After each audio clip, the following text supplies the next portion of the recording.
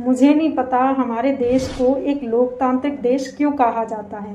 कहा जाता है कि हमारे देश में जनता सर्वोपरि होती है, यानी कि जनता का शासन जनता के लिए, जनता द्वारा। अब आप बताइए कि इस पूरे स्टेटमेंट में कितनी सच्चाई है। मुझे तो लगता है ये सिर्फ एक कहानी के तौर पर हमको सुनाई जाती है, बाकी इसमें सच्चाई केवल 0% है। ऐसा क्यों?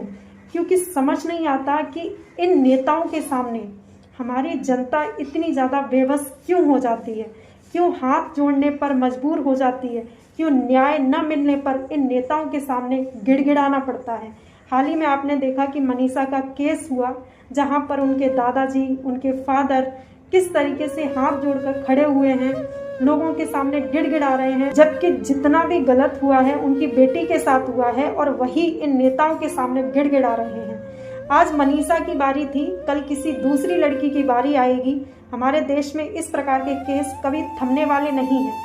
और आपको क्या लगता है, इन नेताओं को ऊपर गद्दी पर बैठकर कोई फर्क पड़ता होगा? 0% भी नहीं, क्योंकि ये घटनाएं इनकी माँ और बहनों के साथ नहीं हो रही हैं। शायद इसलिए क्योंकि ये मनीषा का केस नहीं है, हर दूसरे दिन कोई ना कोई लड़की हमारे देश में बलि चढ़ जाती है इन हैवानों की।